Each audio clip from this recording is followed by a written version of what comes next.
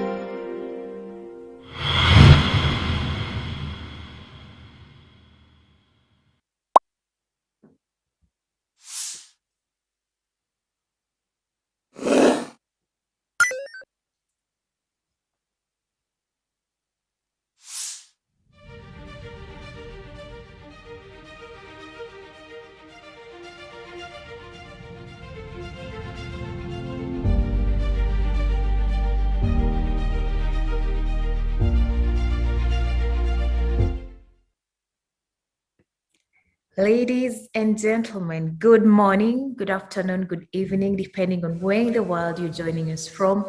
We are on the final day of the first global parliamentary meeting on achieving the SDGs, organized by the IPU, the Inter-Parliamentary Union, and the Indonesian House of Representatives. I feel so privileged to have been here for all the 3 days to just sit through such impressive presentations and to be a part of this journey. And thank you so much for being with us through the last 2 days. If you were here from the day before yesterday and today, we really appreciate your presence. If you're joining us today, you're very much welcome. Definitely, we will bring you up to speed with what we discussed yesterday and the day before. And we hope you really enjoy the sessions that we have lined up for you today. My name is Masi Juma, a correspondent with BBC News based in Nairobi, Kenya. And I am so honored once again to be your moderator today and for the last 2 days. Now, for the last 2 days, we have talked extensively about how parliaments are contributing to the realization of the SDGs during the COVID-19 pandemic. We've talked about mutual accountability and the importance of looking at SDGs through a gendered lens, as well as placing minority groups and indigenous people at the center of our recovery efforts. We also talked about the role of parliamentarians in advancing UHC, that's universal health coverage, and how parliaments can mobilize SDGs financing by maximizing existing revenue streams and budgetary expenditure towards the SDGs. And we also talked about investing towards a sustainable and resilient recovery of our economies. Such a really packed agenda we've had the last 2 days. And Mr. Fadli Zon, the Vice Chair of the SDG Task Force for Indonesia, yesterday, you gave us a nice recap of what stood out for you on day one. Today, could you take us through your highlights for day two? Okay, thank you, Juma. Welcome back.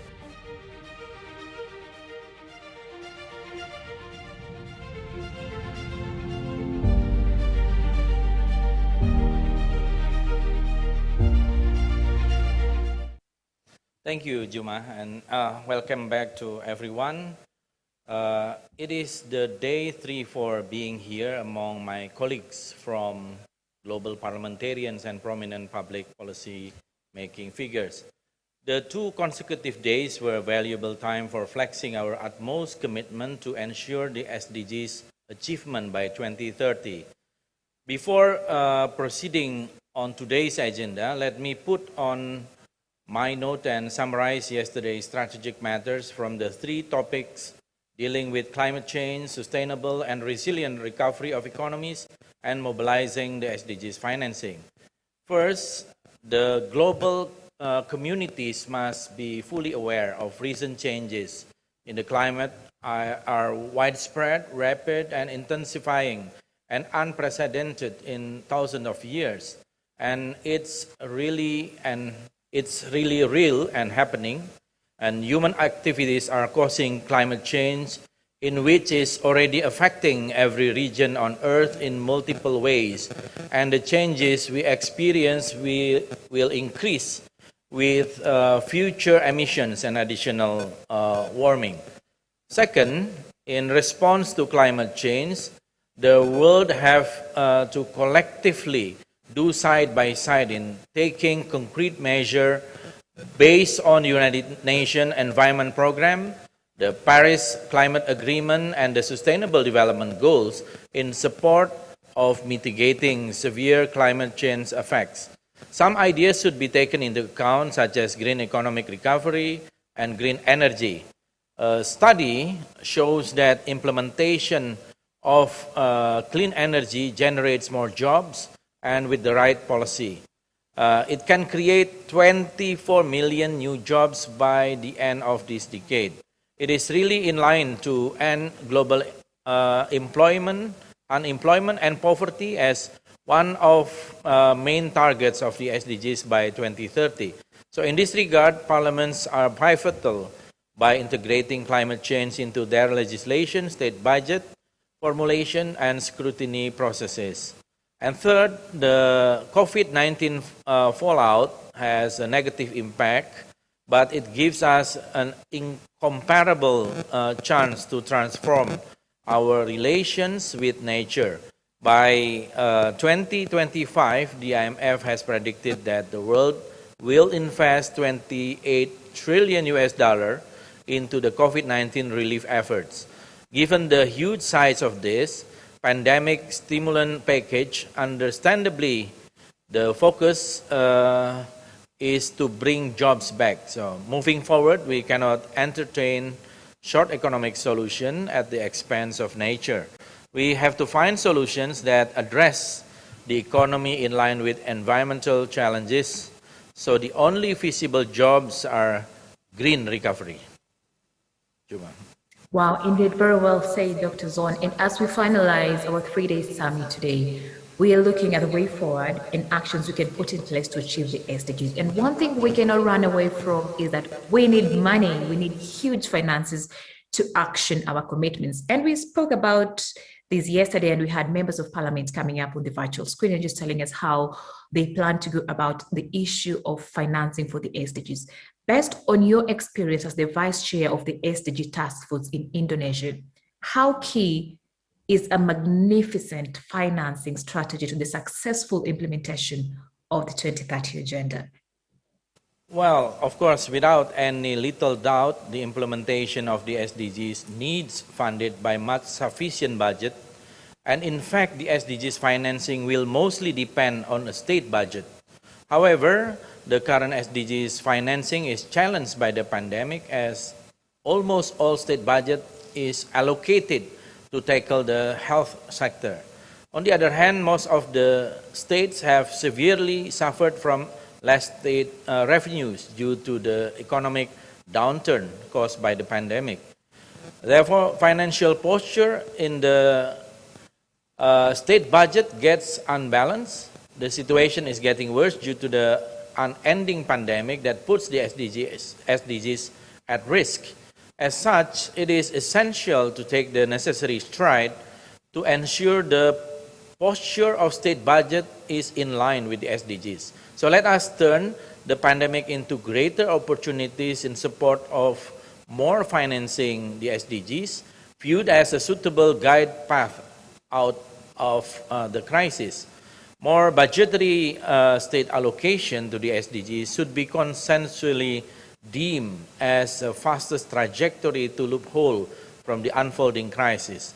And parliamentarians are able to play their role in convincing the governments to adhere to such viewpoint through the state budget cycle approach.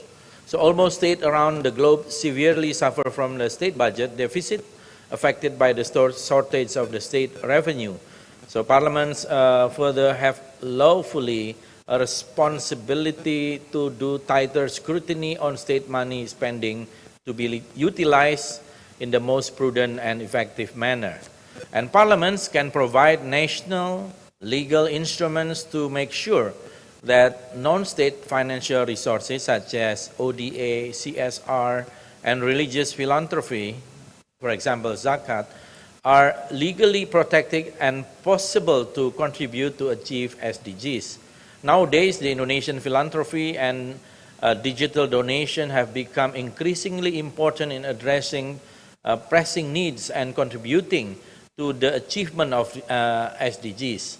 During the COVID-19 pandemic, many Indonesians have been expressing their generosity and supporting each other. The 2018 World Giving Index has acknowledged Indonesians as among the most generous countries in the world.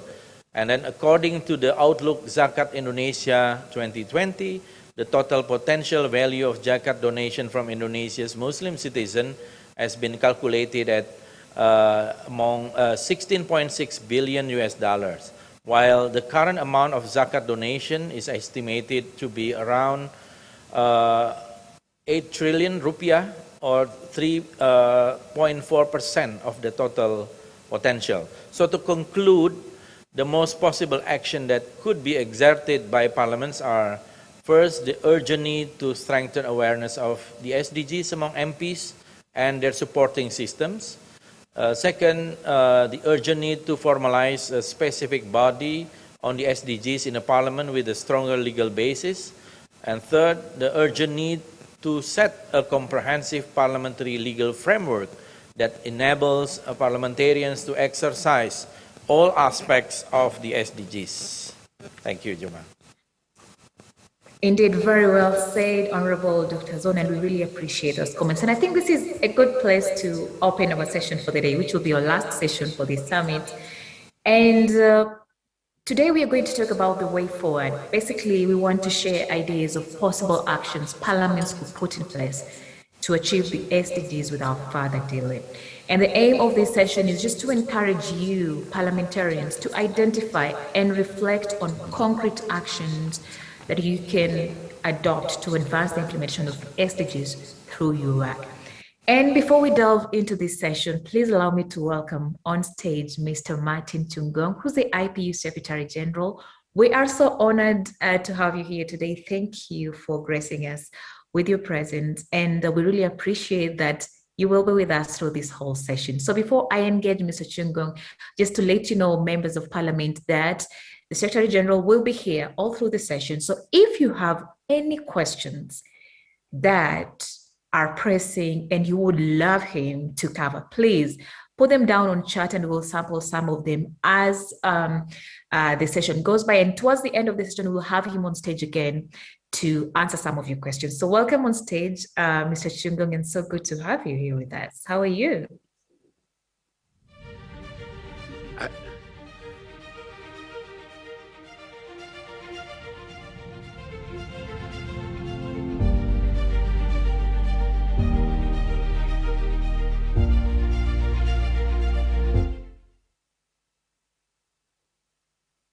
I am Hello. great.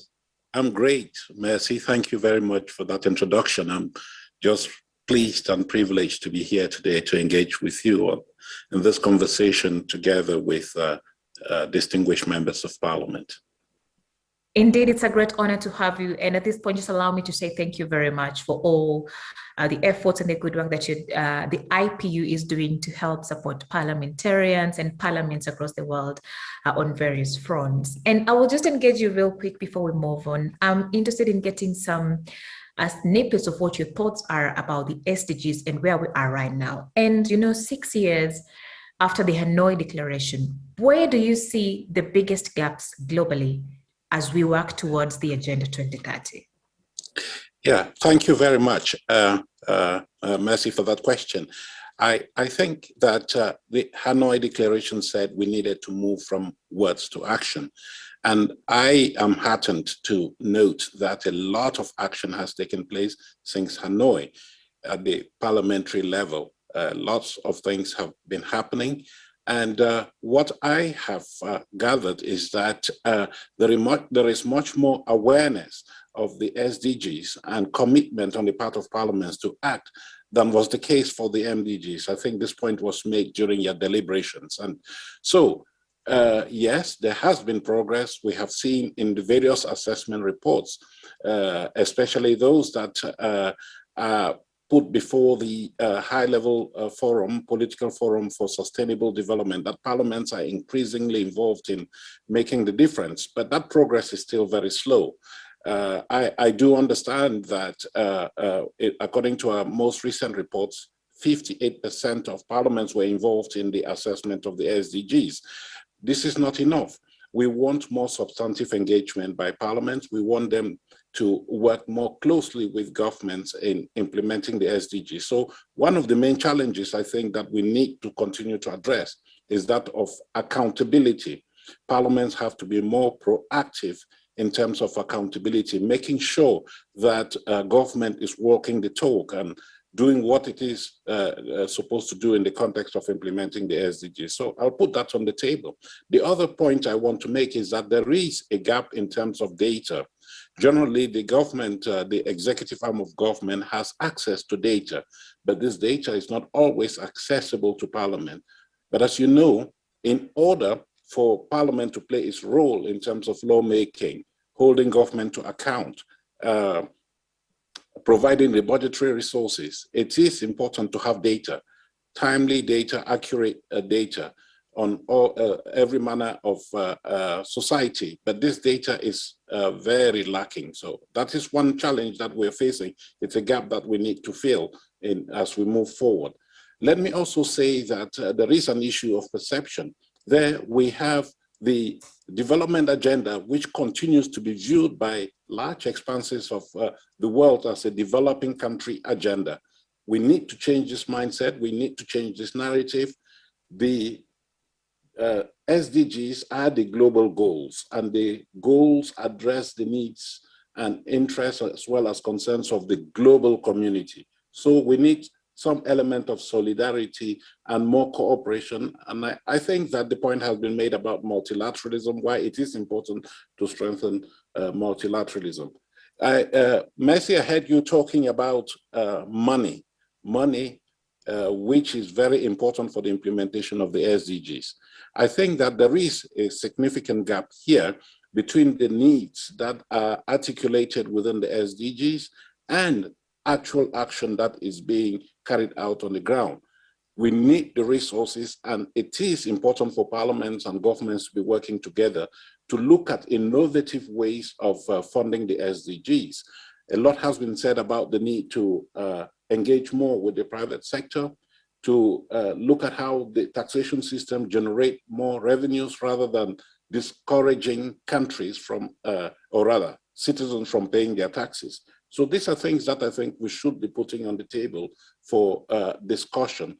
Those gaps are there, and we have to be realistic that if we were to move forward, we need to address some of these gaps. Thank you. Indeed, thank you very much. You raised really legit points, and I'm glad that our parliamentarians are here today. They are noting all that down. So once again, a huge thank you to all the 87 of you who are here today. I can see the members from Thailand, Cambodia, Malaysia, Nicaragua, Riyadh from Saudi Arabia. Thank you very much all for being with us here. And like I said, please keep your questions coming, your comments on chat, and we'll be able to sample some of them. Now, Mr. Chungong, you talk about the gaps. And I don't know if because I'm a woman, some of you may feel I'm biased towards women and all that, but I feel like it's very important that we look at all this that we're talking about with a gender lens. And we raised this even in the previous discussions we had, especially now that in the pandemic, we have women, children, and adolescents that are disproportionately affected. Do you think this is a gap that we should be addressing? How important is it that parliaments look at the implementation of the SDGs with a gendered lens? Yeah, thank you very much, Mercy. You don't have to be apologetic, but I would like to say that gender is not about women. It's about women and men and our ability in society to address the differentiated needs and interests of women and men in a very equitable fashion. And it only makes sense that when you are talking about a group of society that accounts for a little bit over 50% of society, it makes sense that we need to address their needs in a very substantive and substantial manner. And that is why I think gender equality should run across whatever we do in terms of the SDGs like a red thread, because the SDGs are intended to leave no one behind.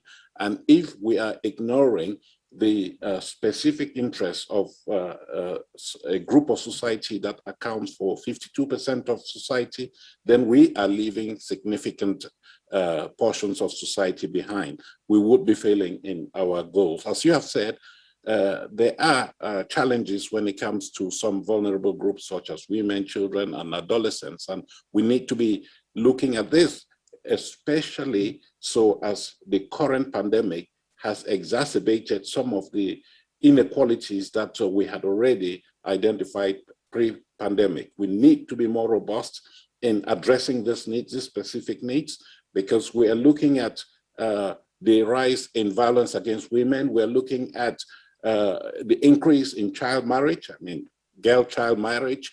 We're looking we are looking at the disruption in sexual and reproductive health services. We are looking at a number of things that affect women, children, and adolescents very deeply. And so I think it's a major gap. I agree with you. And how do we do this? We need to empower women politically. we need to empower them economically and financially so that they can contribute to the general welfare. And that is why at the IPU, we think we are doing our best to make sure that women are at the table to contribute to the management of society. And when we look at the recent experience, we've seen that when women are involved in decision-making, the outcomes improve considerably. And I think a lot has been said. People might think it's anecdotal, but when women leaders have been more robust in the campaign against the pandemic, the results are there to see. And so we need to build on this. We need to forge a coalition between men and women in order to address gender inequality so that we have a society where the respective and differentiated needs and interests of the various segments of society are being taken into account.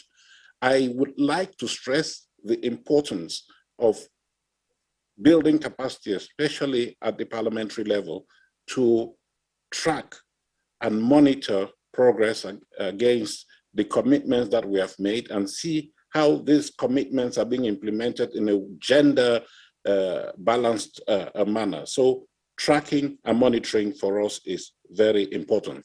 And if you ask me what mechanisms are there, I think that during these past 2 days, some examples have been given to you.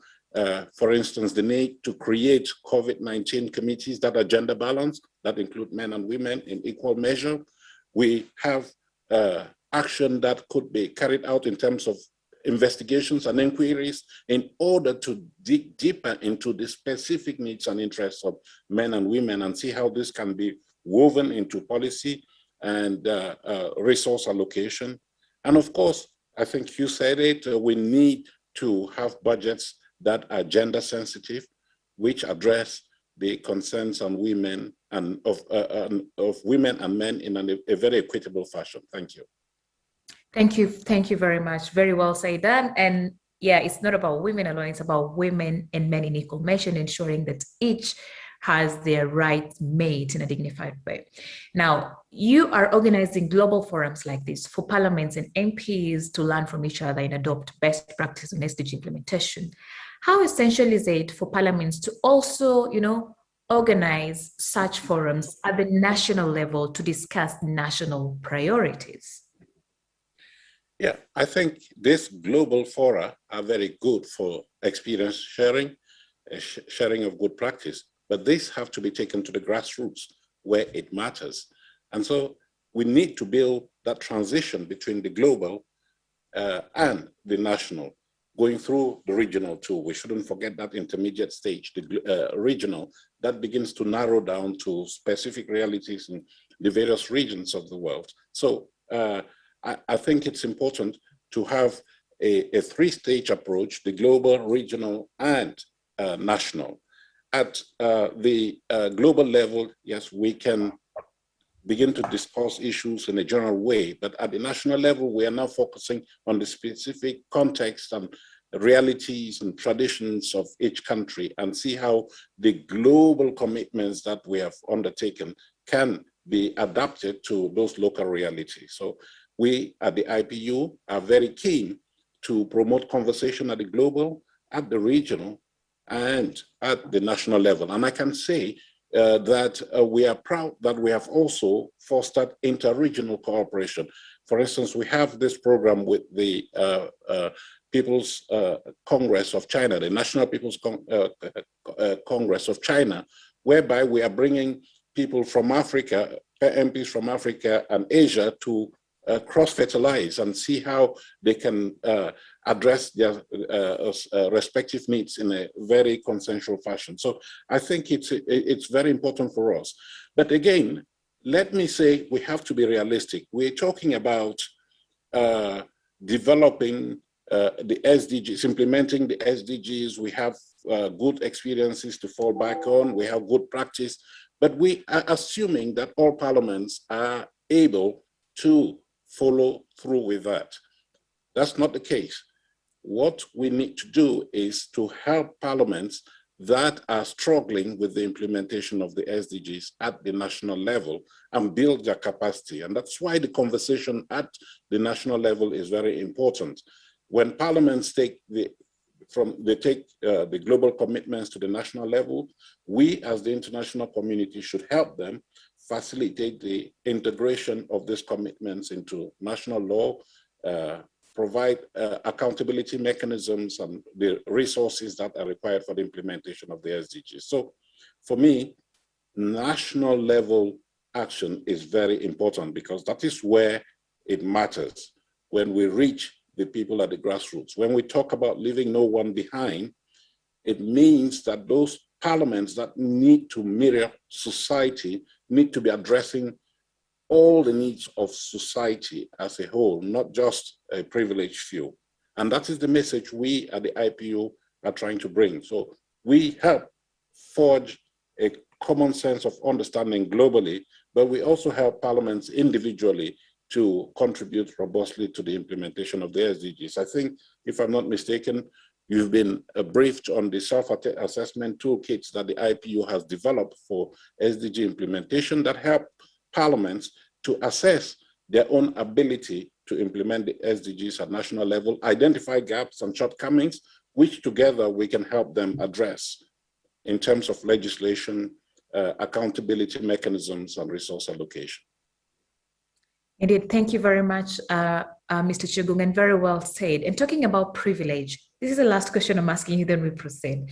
Talking about privilege, let's look at immunization, something that directly impacts health, that is SDG number 3, and brings a lot of contributions to 14 out of the 17 Sustainable Development Goals, such as ending poverty, reducing hunger, reducing inequalities.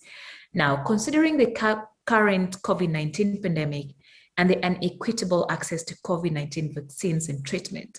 For example, the WHO yesterday said that only 14 African countries have made the global target of vaccinating at least 10% of their population against COVID-19.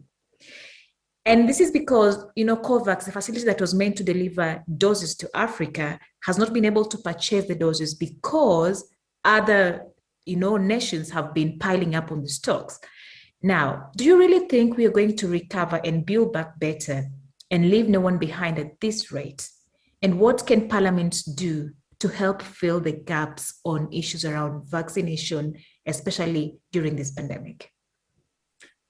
Evidently, Mercy, we are leaving some people behind, lots of people behind, if we are looking at vaccination, especially the COVID vaccination, where the inequalities are so glaring that they become ridiculous and pose a moral challenge, which we need to address. And we see this as a symptom of the failings of our international architecture. We see that there is a glaring lack of solidarity, international cooperation as a way of supporting one another in fulfilling what we think a fundamental human right, access to health, protective access to health. And so for me, parliaments have to step up, and they do this as opinion leaders.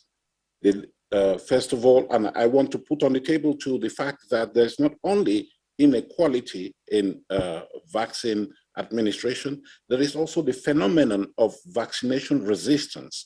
People who are resisting the administration of vaccines to themselves because of all sorts of, I think, misconceptions and all of that. We need to correct that narrative, and parliaments have a strong role as political leaders, as opinion leaders in their countries to correct that narrative that vaccination is a sure means of protecting the health of society. And for as long as there's one person who is not vaccinated, that person is a threat to the rest of society.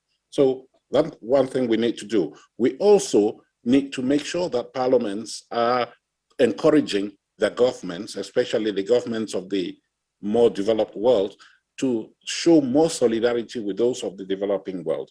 And yesterday, I was pleased to be participating in this social function here in Geneva with a statement by the Indian Minister of State for International Affairs. And she was giving the example of India that is now donating millions of doses of their vaccine to less fortunate countries. These are things that we need to be showing up as symbols and emblems of solidarity.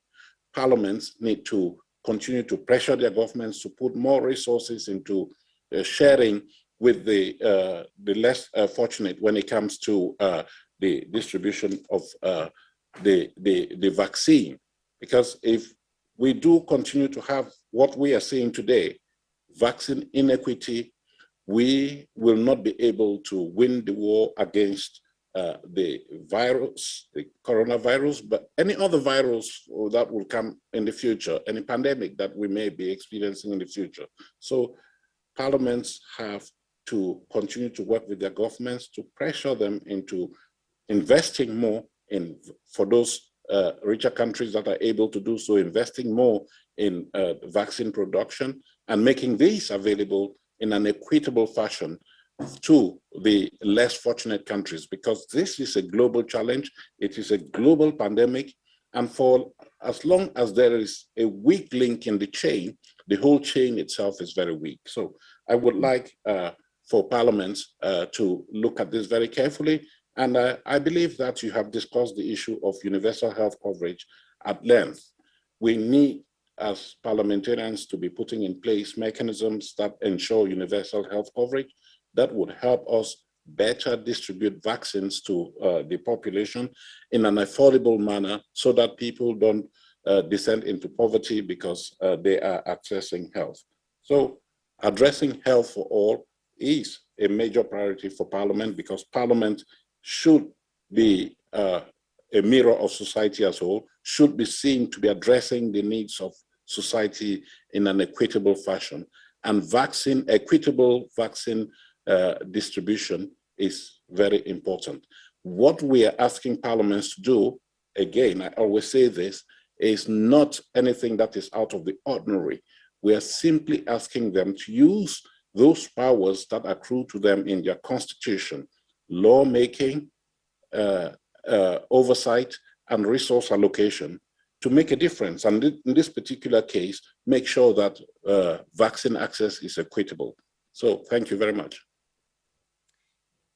Thank you very much for those really insightful remarks. Again, the IPU Secretary General, Mr. Martin Chungong, thank you very much. And just a reminder that Mr. Chungong will be here to attend the whole session and is available to respond to possible questions from you parliamentarians.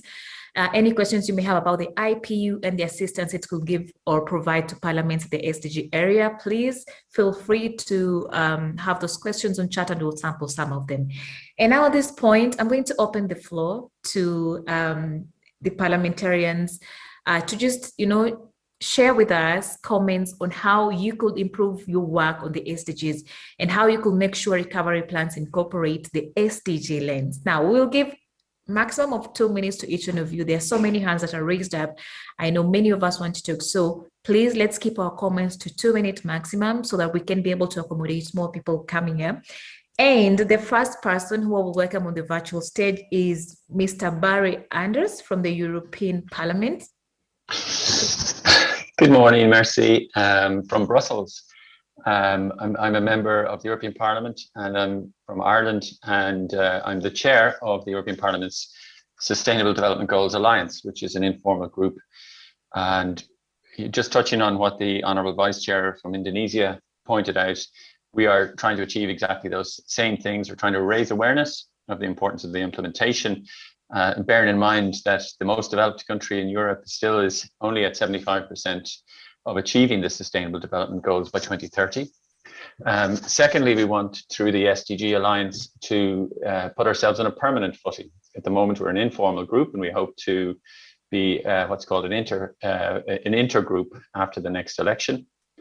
And thirdly, we want to have an annual debate, a key debate, an annual report in the European Parliament from next March. And this is all new. We've only had 2 meetings of our alliance so far. And there, I suppose I have 2 points I want to make. First of all, on financing is the question of debt relief and debt initiatives for middle-income countries that are not captured by the G20 initiative on debt suspension. I'd be interested to hear other parliamentarians speak about that. And secondly, on the importance of financing and capitalizing multilateral development banks. We had a talk from Jeffrey Sachs from the Sustainable Development Solutions Network in New York, and he is developing a proposal around financing of multilateral development banks, which we feel might help to bridge the gap, the financing gap that is very obviously there. So thanks to the IPU for hosting today, and my assistant will continue to follow everything. And I really have to jump off the call now, but thank you very much, Mercy, for the floor. Thank you very much, Barry. Such a pleasure to hear from you. And now let's go to Burundi. Member from Burundi, please, the floor is yours.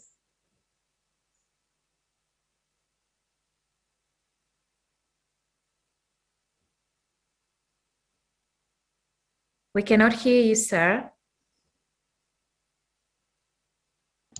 Merci pour la parole.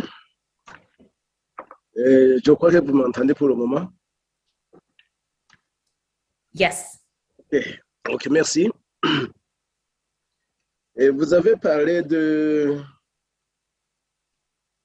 mécanismes de mise en œuvre des ODD.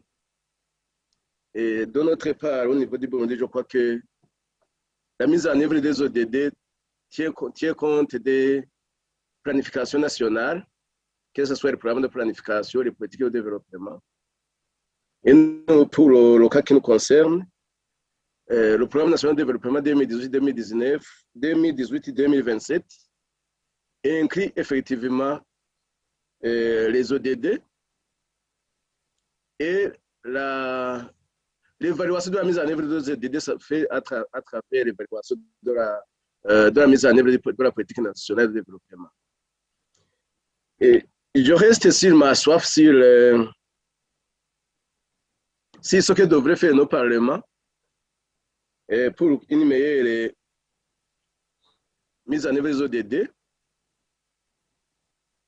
Il y a d'abord l'appropriation des politiques d'abord et tenir compte de ces politiques dans l'adoption et dans le vote du budget. Mais comme contrainte majeure, vous avez souligné le financement, mais personnellement, je vois une autre contrainte qui est plus majeure que le financement. D'ailleurs, c'est la contrainte démographie. La contrainte démographie. Et vous remarquez qu'actuellement, pour nourrir le monde, on est obligé de recourir aux fertilisants, aux pesticides, qui ont d'ailleurs des valeurs résiduelles très élevées et compromettent alors la mise en application de l'ODD à son niveau de l'ODD numéro 2, l'ODD numéro 3, l'ODD 11, l'ODD 12, l'ODD 13, 14, même 15. Alors, ma question est celle-ci. Comment parvenir le monde au niveau des différentes ressources, que ce soit la ressource alimentaire, que ce soit la ressource en eau, et sans perturber la biodiversité, sans perturber l'environnement. Voilà, je voudrais que les gens qui participent à cette conférence puissent m'aider à trouver solution. Je vous remercie.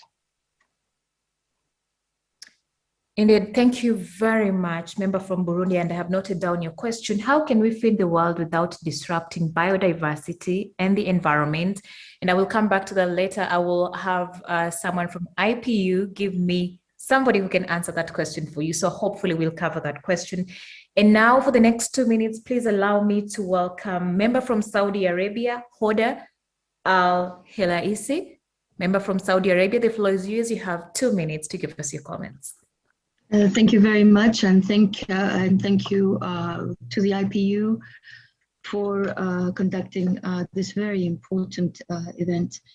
With regards to the damage that climate change has done, we all know that the damage from climate change will engender much negativity, a crisis that will bring about more poverty and unemployment.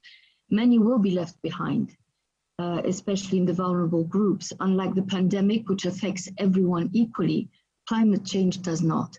And vulnerable communities, which are already in crisis, losing homes, lives, and jobs, are affected even more. Nations need to look at climate change not just as a crisis, but as an emergency. Saudi Arabia is vulnerable to climate change, as we are a country where renewable water resources are limited, and in general, our ecosystems are very sensitive. The kingdom is making efforts to reduce emissions through mitigation by upgrading refineries to produce cleaner fuels. Other moves to support the reduction of climate change include solar energy and its export. This move shows that adaptation is a possible solution, and it seeks to create advanced preparation for coping with the effects of climate change, which I believe to be very necessary for future generations and future crises. These changes require that people make significant lifestyle changes and even to reconsider the relationship to their physical environment. We need the world to partner together with international stakeholders in order to fight this emergency. Education, in my view, is also crucial for future generations to understand how critical this is and how important it is to find a solution. We cannot do this or solve this by ourselves. We need to really work together on this. Thank you. Thank you very much. Member from Saudi Arabia, indeed, we need to work together on this. And now, the next parliament to be represented will be Mauritius. Member from Mauritius, please, the floor is yours. You have 2 minutes. Hello, good morning. Greetings to all the dignitaries present here today. First of all, allow me to thank the IPU for such a valuable and interesting platform where all the countries across the globe get to share their experience. Let me just give you an overview about how Mauritius has been handling the COVID-19 together, taking into consideration all the SDG goals. So far, as of now, we have like 64.5% of the population vaccinated, and we are even considering for the 3rd dose. And we have also the youngsters like under 17 and 18 who are about to get vaccinated. We have already 4,000 who have already been vaccinated. So the government of Mauritius has come up with a series of measures to protect the citizens of Mauritius and to leave no one behind. And I can assure everyone present today that the government is doing everything possible. We came up with some legal frameworks for the COVID-19 pandemic. We had the wage assistance scheme. We came up with the self-employed assistance scheme. And since the 1st of October, Mauritius has opened its frontier to welcome international tourists. And for this, I can tell you that you might well be aware that Mauritius depends a lot on tourism sector. And so far, we are very happy to welcome the international tourism into Mauritius. So this government is working to sustain the tourism sector or the private sector as well, and those entrepreneurs, as we say also, so that we don't leave anyone behind. Now, talking about the gender gap, I can tell you that the figures were quite alarming during the pandemic, where we had 2 lockdowns, and where the figures were alarming with regards to children and women who were victim of, who were violated.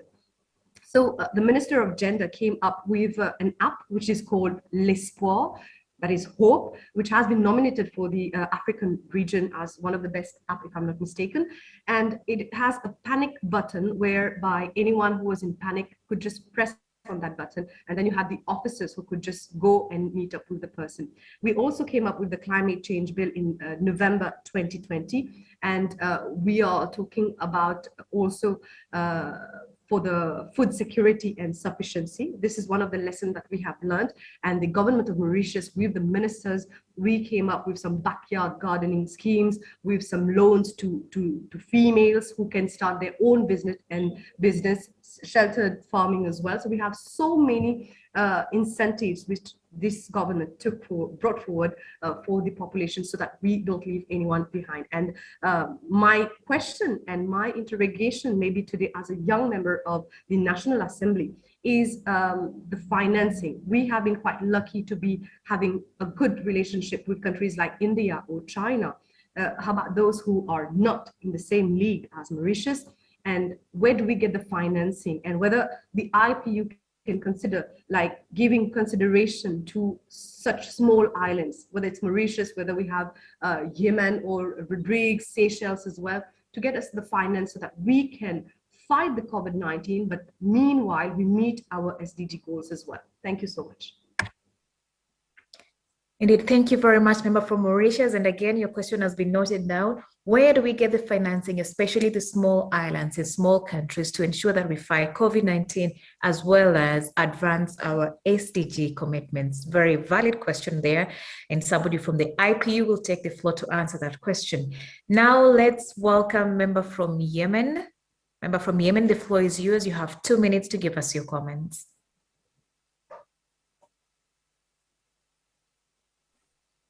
شكرا جزيلا الميسرة الرائعة التي أسدي إليك الشكر والتحية، وأيضا لطاقم الترجمة، والشكر موصول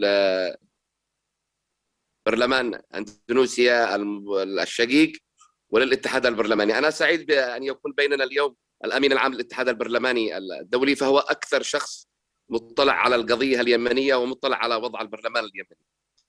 خلال اليومين السابقة استمتعنا بكلامكم وبمشاركات الدول الصديقة والشقيقة، وكنا نحن في البرلمان اليمني نتقطع قلوبنا ألما لأننا لم نستطع أن نقدم لكم سوى أننا نمر في حرب، والحرب تتوقف عندها كل أعضاء التنمية وكل سبل التنمية، بل وتتراجع كل المؤشرات.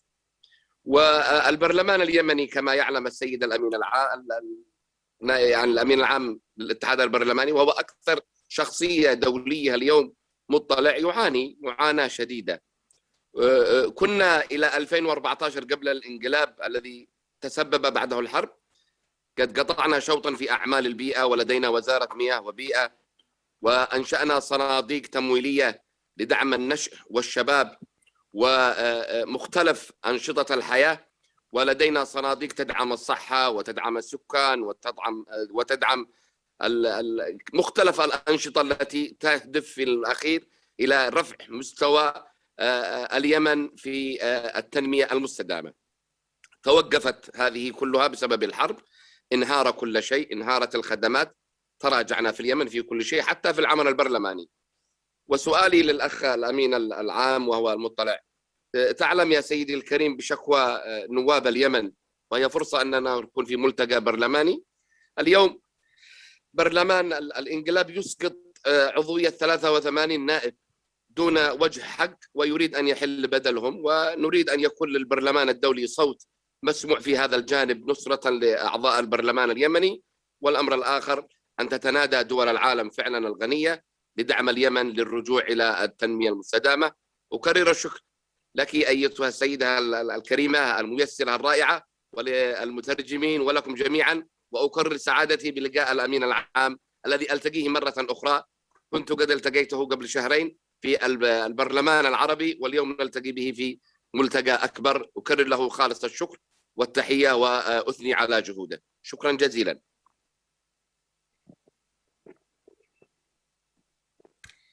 Indeed, thank you very much, member from Yemen, and we really appreciate you taking time to join us today. And your question has been noted down, directed to the Secretary General.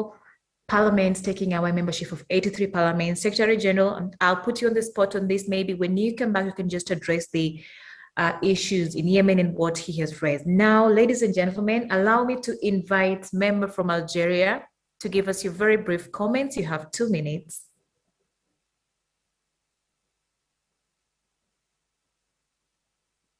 Merci. Merci, Madame la coordinatrice. Honorable assistance, bonjour. Suite à l'intervention du secrétaire général, de Monsieur le secrétaire général de l'UIP, je voudrais intervenir par rapport à un point très important qui est d'actualité dans tous nos pays. L'Algérie a atteint sa souveraineté sanitaire en ayant des unités de production du vaccin anti-Covid. La production nationale atteindra 5 millions de doses en janvier 2022 afin de couvrir la vaccination de toute la population d'une façon gratuite et de façon équitable.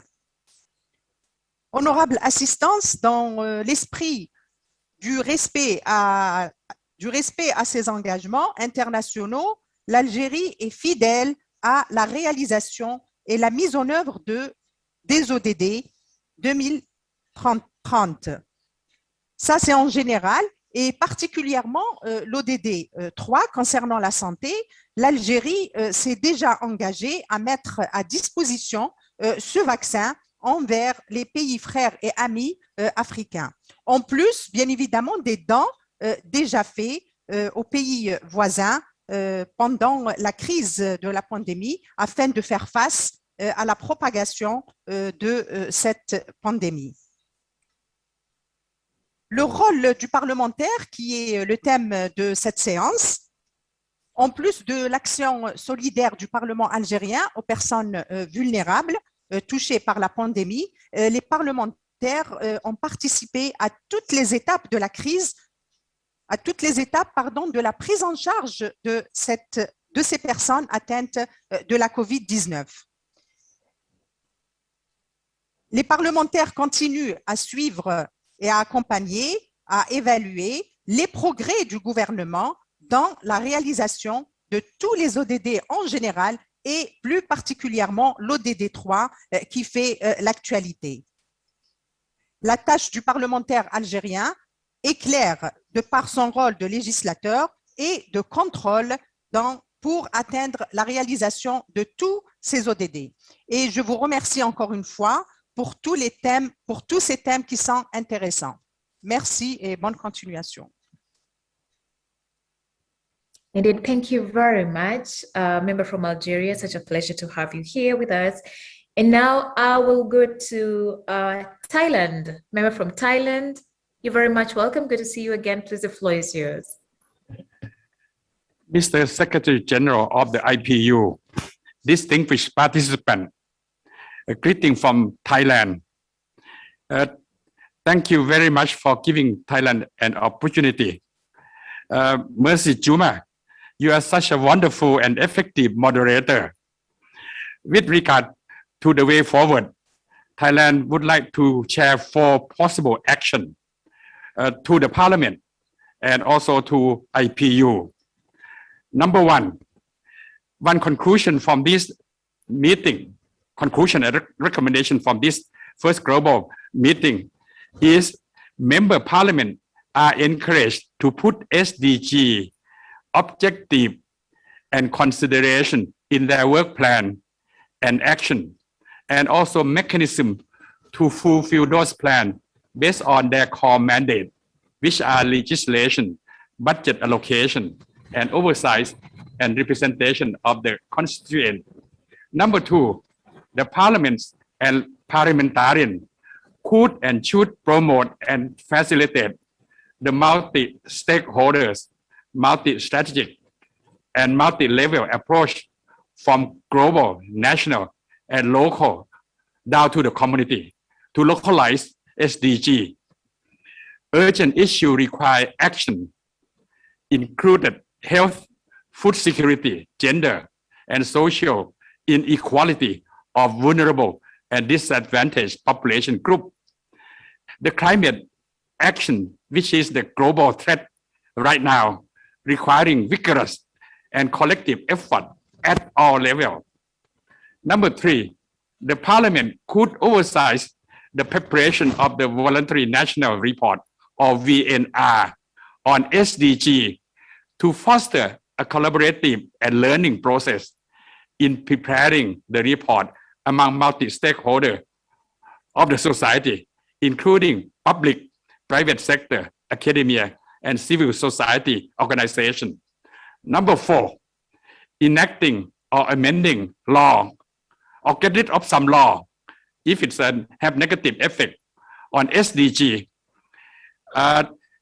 critical issues should be considered by the Parliament to deal with COVID-19 and beyond, such as universal healthcare coverage, since all people should be able to access to basic and good quality of health service, including vaccination.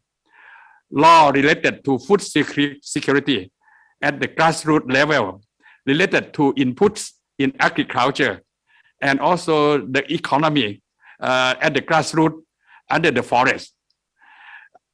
And other law should be considered based on the contextual factor. In conclusion, Thailand would like to thank the IPU and the House of Representatives of Indonesia for organizing this provocative and very successful meeting. Let's work and put our effort together for SDG. Thank you. Thank you very much, member from Thailand. It's been a pleasure to have you here with us. Thank you for your comments. And now from Thailand, we go to Cambodia. Thank you for being patient. The floor is yours. You have 2 minutes to give us your comments. And after Cambodia, we'll go to Nicaragua. Thank you very much, Madam Moderator. Excellency, ladies and gentlemen. I would like to start also by reaffirming Cambodia's commitment on SDG. We do believe that there are 3 key actions that we should pursue to achieve the SDG without further delay. Firstly, adopting the law on the preventive measure against COVID-19 and other severely contagious and dangerous disease.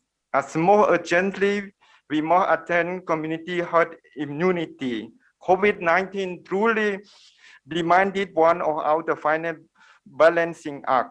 As we look to keep our population safe from COVID-19, we must also create a safe environment for their economic activity. Cambodia has imposed 3 dawn and 3 dust preventive measures against COVID-19.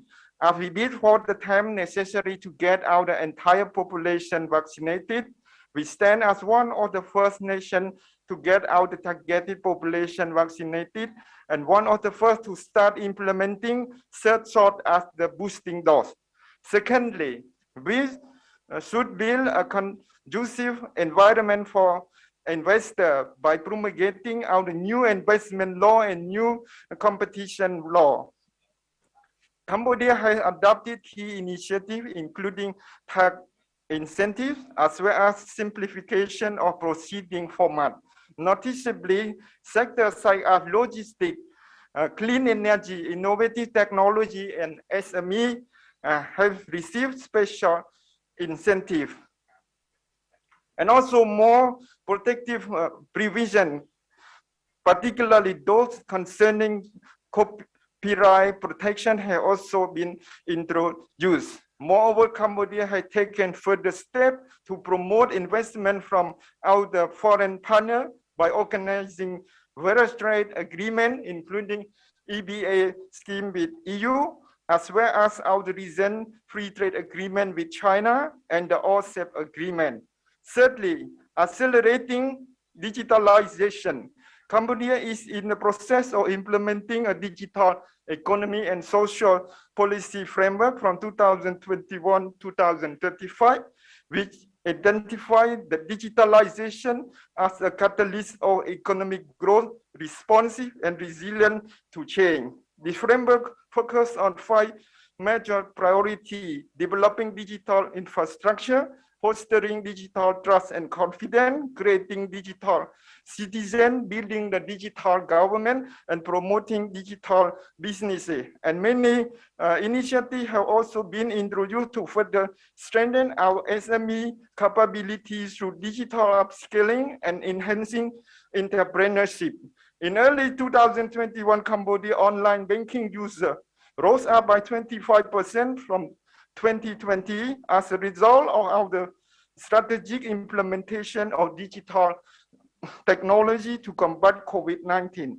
Ultimately, we do believe that this initiative would not only allow us to fund the necessary SDG budget, but simultaneously enable us to further our effort in achieving the SDG both domestically and together with our foreign partner. and many things, and with all our the best for a successful meeting. Thank you, Madam Moderator. Thank you very much, member from Cambodia, for keeping it brief and concise. And we are running slightly behind schedule. So allow me to just invite the last 3 parliamentarians on stage, and we'll go to Nicaragua, then Malaysia, and finally Mali. So member from Nicaragua, you have 2 minutes to give us your comments. Thank you.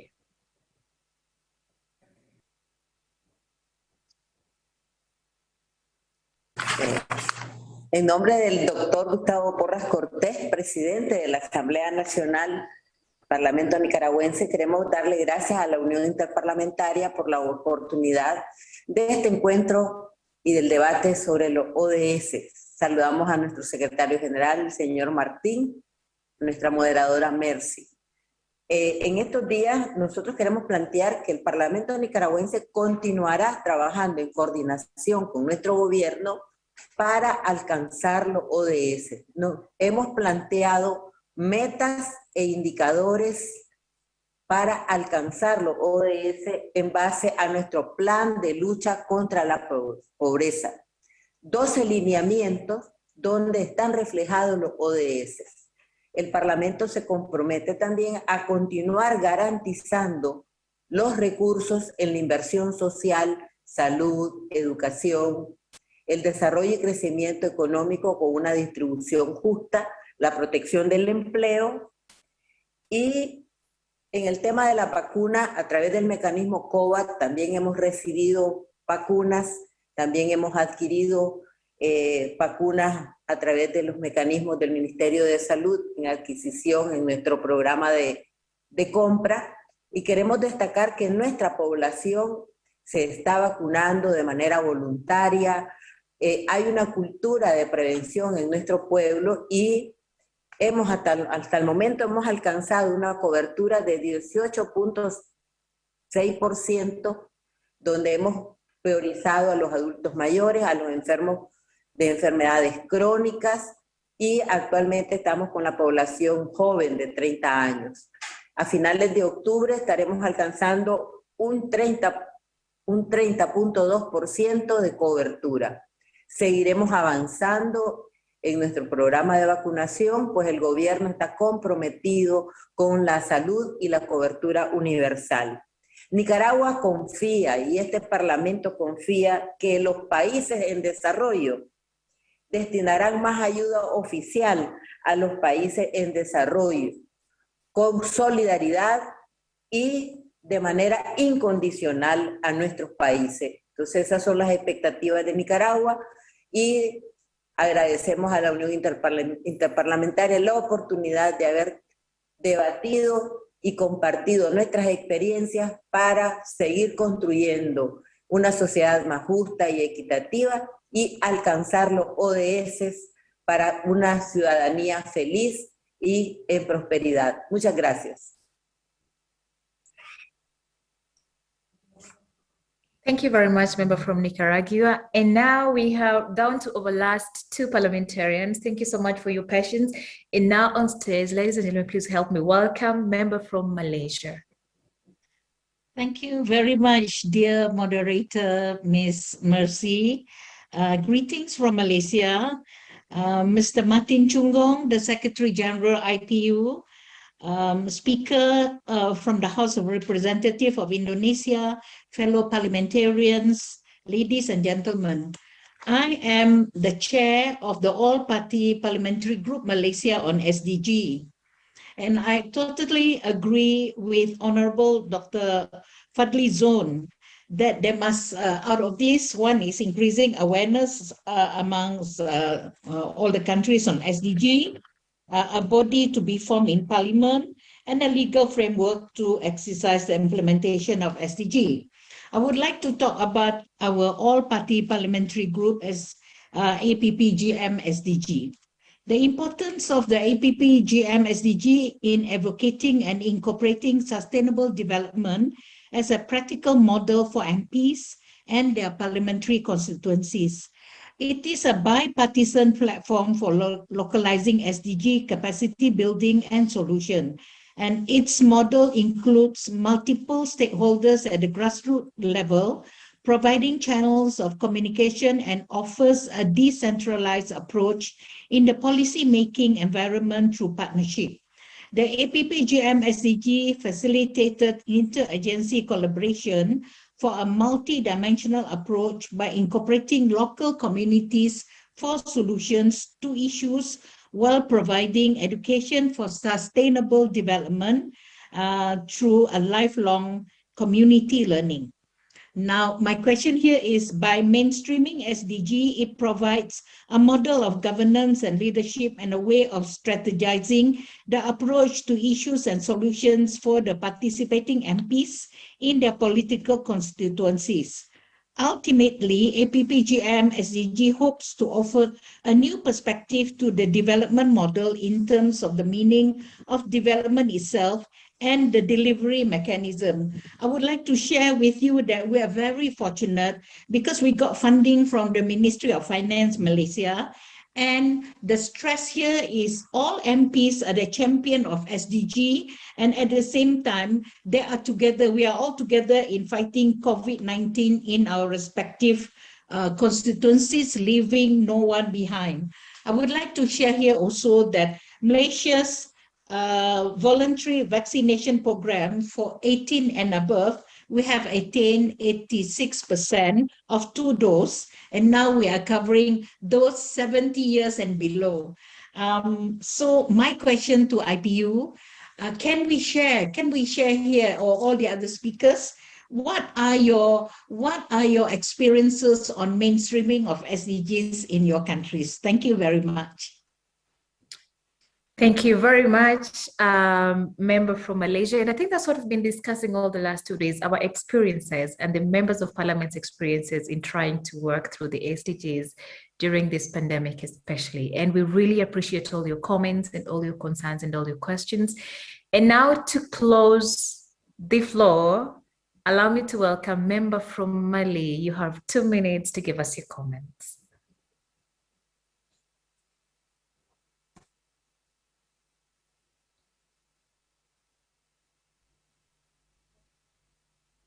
Merci, Madame la modératrice. Chers honorables parlementaires, Mesdames et Messieurs, bonjour. Je suis vraiment ravie de prendre la parole ce matin parce que cette réunion est vraiment salutaire. Ça va nous permettre de débattre des problèmes, des ODD, comment les atteindre et puis les défis dont nous faisons face. Quand l'objectif de développement durable 4, l'éducation, nous, au Mali, nous faisons face à un défi sécuritaire, ce qui fait que beaucoup d'écoles sont restées fermées et dans l'année scolaire passée. Ce qui fait que cet indicateur est vraiment en baisse, ainsi que beaucoup d'autres indicateurs. Quand nous prenons également... Member from Mali, sorry, please allow me to cut you short. Unfortunately, we cannot hear you properly. And thus the interpreter is not able to do the interpretation to English and other languages for the other parliamentarians. I'm sorry. I don't know if we can fix your audio. We cannot hear you properly. Apologies, madam. We cannot hear you properly. And now, ladies and gentlemen, please allow me to move to the next stage as wait for Mali to sort out the audio. Hopefully we can come back to them for a very, very quick comment. Now, we have had very good presentations from you, members of parliament, and we really appreciate you, and we really appreciate also your contribution on chat.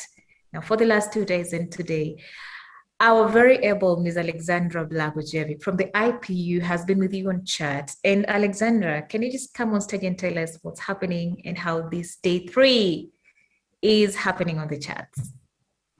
Thank you, Mercy. We saw many nice messages from parliamentarians who are very happy to be here with us for the 3rd and final day. And of course, we are very happy to see so many of you back with us. There were several issues that were raised. First and foremost, about access to vaccines being one of the key issues that need to be tackled before we can meaningfully engage in SDG implementation. And this was in reaction to the Secretary General General's remarks. There is also questions from Burundi, Mauritius, from Burundi about how we continue developing while preserving the environment and biodiversity. This is indeed very high on the IPU agenda. We produced last year a policy note for parliamentarians on actions that they can take to advance a green COVID recovery. It talks exactly about these things and even more about issues like a green infrastructure, waste management, and so on. I'm very happy to see here representatives of the Parliament of Montenegro, with whom we are working to support them in this work. We also work with the Seychelles, we work with Zimbabwe, and there are other parliaments that are interested in pursuing this work. The second question I would like to address here is from Mauritius about financing for the SDGs, which indeed is a key issue. We spoke about this yesterday in the last session of the day, where we presented the new IPU guidelines on financing for the SDGs and what the parliamentarians can do. We went beyond national budgets, looking at how we can work more closely with the private sector, how we can concentrate more, and we definitely do accept that the small island developing states do have their own challenges, and this is certainly a discussion that will continue in the IPU. Thank you very much. Thank you very much, Alexandra. I really appreciate all your help with the chat and being very active with the parliamentarians for the chat the last 3 days. Thank you for bringing forth the questions, the comments, and everything that on the virtual floor we may not have seen, but thank you for keeping an eye. And I am hopeful that we have answered all the questions that were raised on chat. And if we have not, please feel free to reach out to the IPU. They are very, very active on Instagram. If you go to their website, you can get contacts. Sorry, not on Instagram, on Twitter. And they are very vocal on Twitter, and if you go to their website, you can get contacts and any other way you can reach out to them. Any assistance you need, please feel free to reach out to IPU.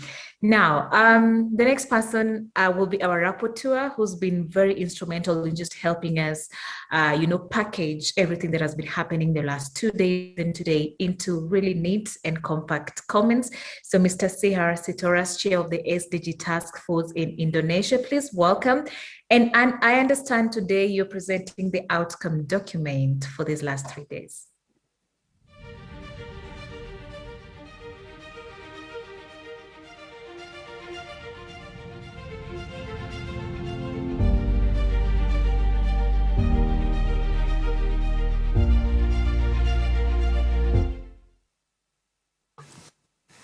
Well, thank you, Ms. Mercy, for the floor.